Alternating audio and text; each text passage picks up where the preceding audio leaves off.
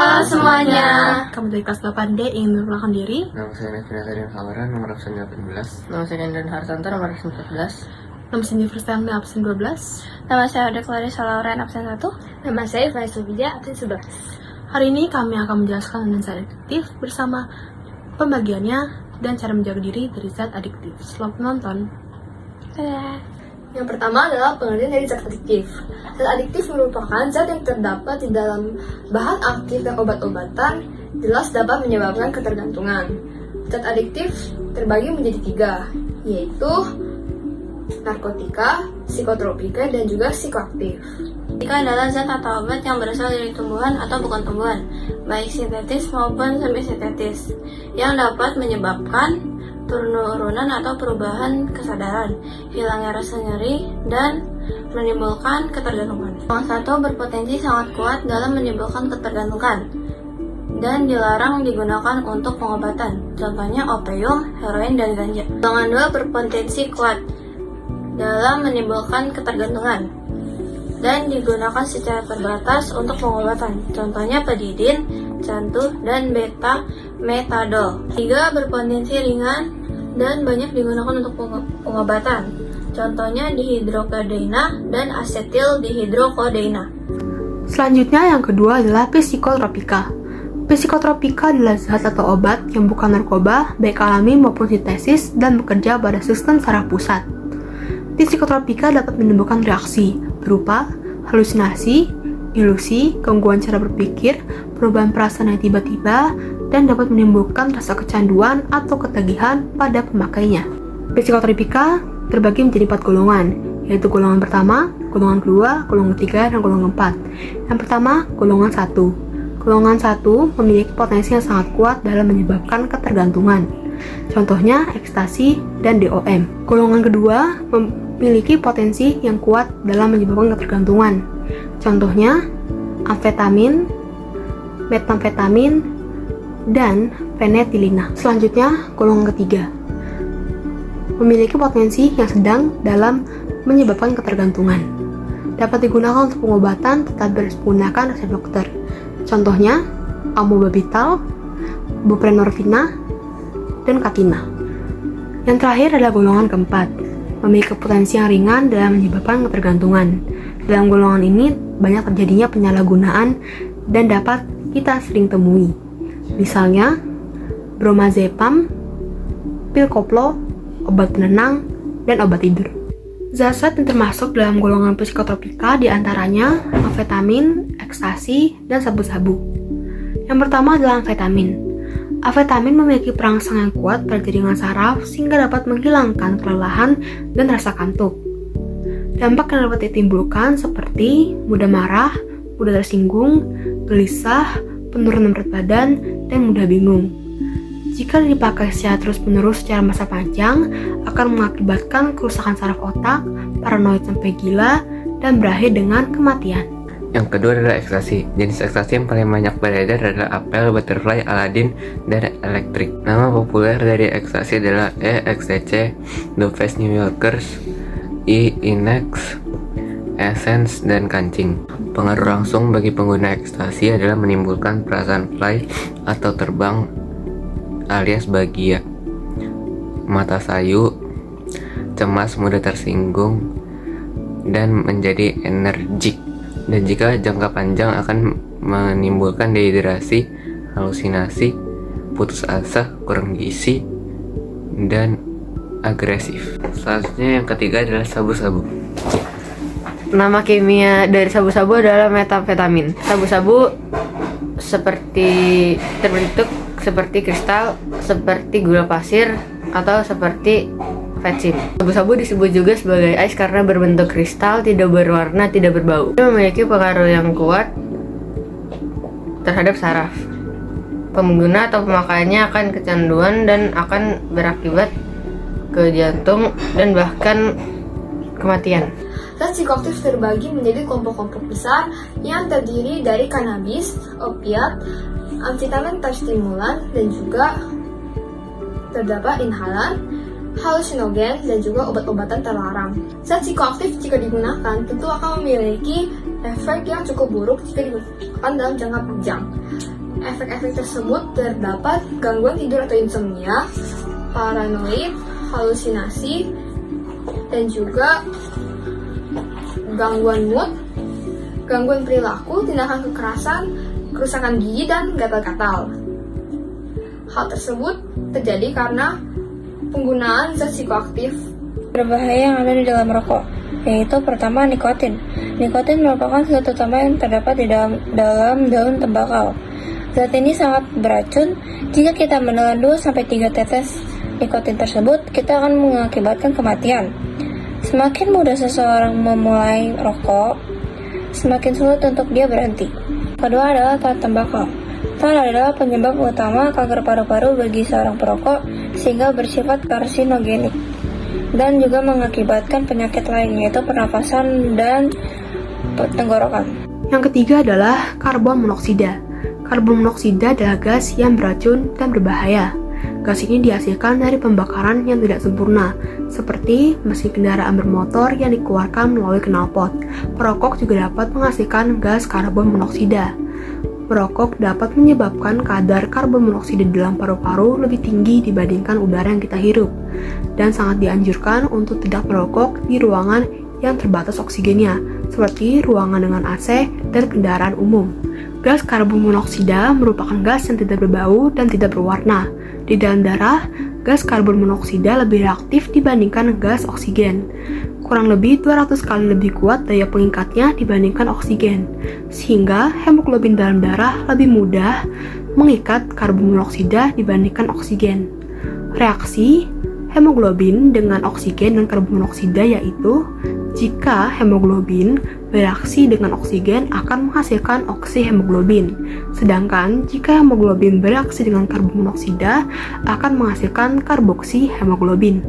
Jika hemoglobin mengikat ke oksigen, oksihemoglobin yang terbentuk akan beredar ke seluruh tubuh melalui sistem transportasi. Di sel-sel tubuh, oksihemoglobin akan melepaskan oksigen sehingga kembali menjadi hemoglobin. Kemudian hemoglobin akan mengangkut oksigen lainnya yang masuk melalui pernapasan. Dengan demikian, fungsi hemoglobin sebagai sarana transportasi oksigen dalam darah akan berjalan. Sementara itu, jika hemoglobin mengikat gas karbon monoksida, karboksihemoglobin yang terbentuk bersifat sangat stabil dan sulit terurai, sehingga hemoglobin tidak dapat melepaskan karbon monoksida dari ikatannya. Dengan demikian, hemoglobin tidak dapat menjalankan fungsinya sebagai sarana transportasi oksigen dalam darah. Yang keempat adalah bahan-bahan kimia lain. Lebih dari 4.000 zat lain terdapat di asap rokok. Sebagian beracun dan 43 diantaranya diketahui dapat menyebabkan penyakit kanker. Beberapa dari bahan-bahan tersebut diantaranya aseton, amonia, dan asam sulfida. Selanjutnya adalah perokok aktif dan perokok pasif. Perokok aktif adalah orang yang menghisap rokok secara langsung, sedangkan adapun perokok pasif adalah orang yang tidak merokok tetapi ikut menghirup asap rokok. Perokok pasif juga memiliki resiko untuk terkena penyakit kanker paru-paru,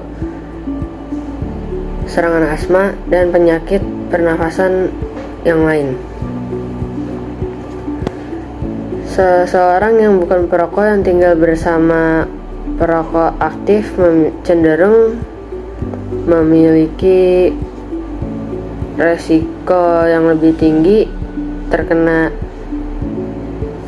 penyakit pernafasan dibanding dengan orang yang tinggal di kawasan bebas rokok. Akibat dari merokok.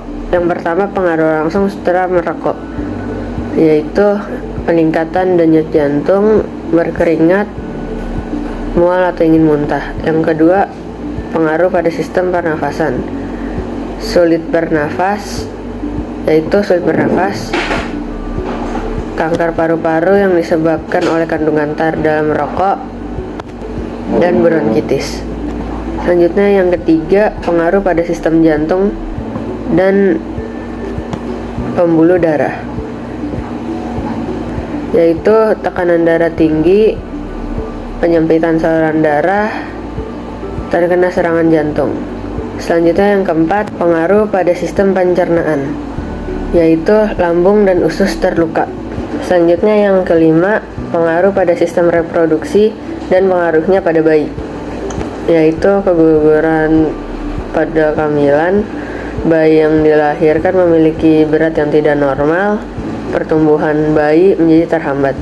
Selanjutnya yang keenam, pengaruh pada sistem saraf, yaitu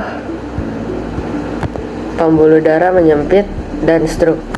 Yang kedua adalah minuman keras. Alkohol yang terdapat di minuman keras merupakan salah satu zat adiktif. Dikatakan zat adiktif karena alkohol dapat membuat penggunanya menjadi ketagihan. Terdapat 3 golongan minuman keras, yaitu golongan A dengan kadar alkohol 1-5%, contohnya bir.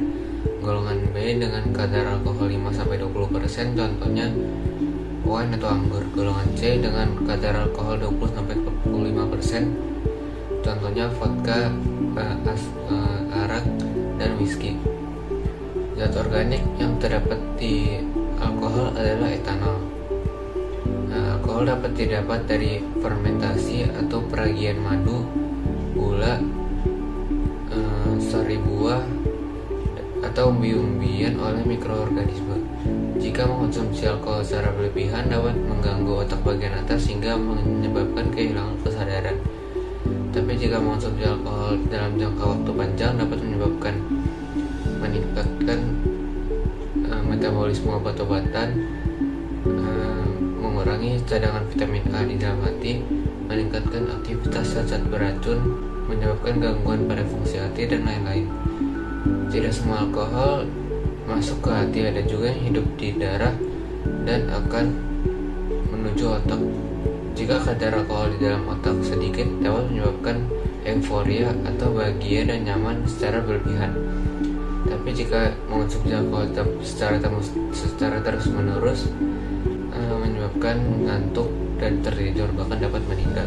Dampak yang akan terjadi saat setelah minum alkohol adalah secara langsung yang pertama akan merasa pusing dan gembira, lalu kita kehilangan keseimbangan tubuh, ingatan menjadi tumpul, kulit menjadi merah, dan juga tidak dapat terkendalikan kondisinya jika dosisnya sudah tinggi. Nah, yang selanjutnya juga terdapat dampaknya pada sistem pernapasan, yaitu denyut jantung dan pernapasan pun menjadi lambat. Dampaknya juga dapat berdampak pada sistem jantung, yaitu dapat menyebabkan kegagalan fungsi jantung dan juga dapat menyebabkan pembengkakan pada jantung. Selain itu juga terdapat dampak pada sistem reproduksi dan juga bayi. Yang pertama, ketika ibu hamil mengonsumsi alkohol, dampaknya yaitu dapat menyebabkan si bayi cacat, lahir prematur, dan abortus. Kemudian pada pria juga dapat menyebabkan impotensi. Dampak yang berpengaruh juga pada sistem saraf pusat ini juga adalah dampak dari alkohol. Itu yang pertama adalah dapat menyebabkan memperlambat fungsi otak yang sebenarnya fungsinya untuk mengatur pernapasan dan denyut jantung, sehingga dapat menyebabkan kematian. Yang kedua, juga dapat bisa menyebabkan amnesia atau hilangnya memori, serta sakit jiwa, kerusakan pada otak dan sistem saraf. Selanjutnya, cara menjaga diri dari zat adiktif. Yang pertama adalah mendekatkan diri dengan Tuhan. Itu dengan cara membaca firman-Nya, membaca Alkitab, dan berdoa setiap hari. Selanjutnya yang kedua yaitu memilih dan bergaul dengan teman yang baik dan benar. Itu dengan cara tidak salah pergaulan, yaitu memilih pergaulan yang baik dan menjauhi pergaulan yang buruk. Selanjutnya yang ketiga yaitu menjalin hubungan yang harmonis dengan anggota keluarga. Yaitu banyak berkomunikasi dengan anggota keluarga. Yang keempat adalah melakukan kegiatan yang bermanfaat dan yang positif, Yaitu dengan gotong royong dan kerja bakti. Yang kelima adalah bertanya kepada yang lebih berpengalaman, Yaitu seperti pendeta gereja. Yang keenam yaitu melakukan rehabilitas. yaitu menjauhkan diri dari pergaulan dan lingkungan yang negatif. Yang ketujuh ketujuh adalah adalah banyak minum dan makan makanan yang banyak mengandung gizi. Contohnya seperti minum Yakult. Stop kawan, hindari narkoba sekarang. Kenapa? Narkoba udah menjadi hidup aku sekarang. Karena narkoba akan merusak organmu.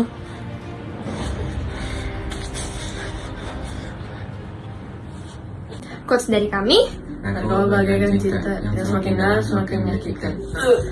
jika ingin hidup sehat dan bahagia, jauhilah dan jangan gunakan narkoba. Sekian, terima kasih. Kami pamit diri.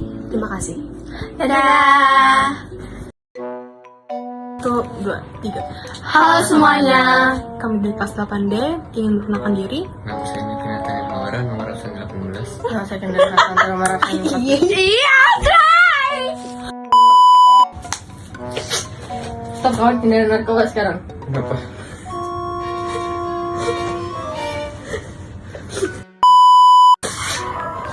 Stop kawan, narkoba akan Hidup aku sekarang. karena narkoba akan merusak organmu.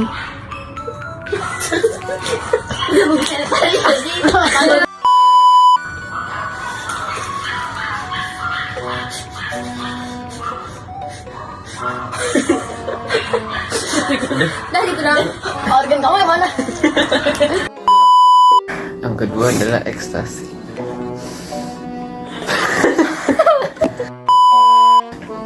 Yang kedua Selanjutnya.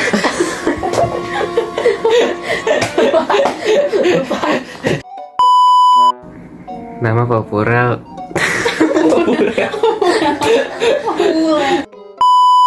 Nama populer dari ekstasi.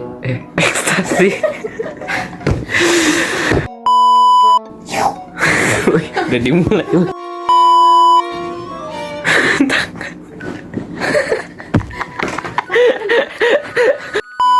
Perasaan fly atau terbang alias bahagia.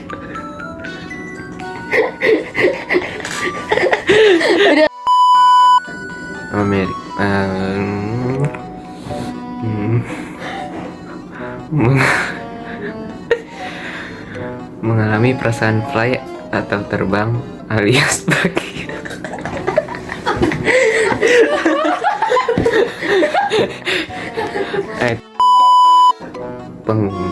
Pengaruh perasaan. Selanjutnya ada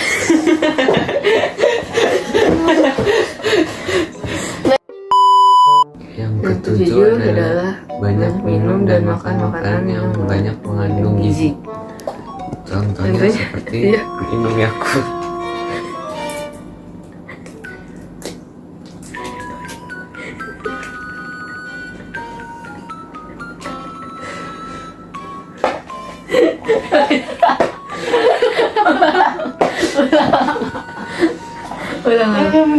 Yakultnya aja.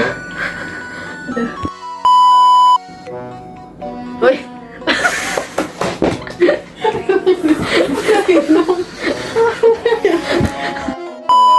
Quotes dari kami, narkoba bagaikan kalian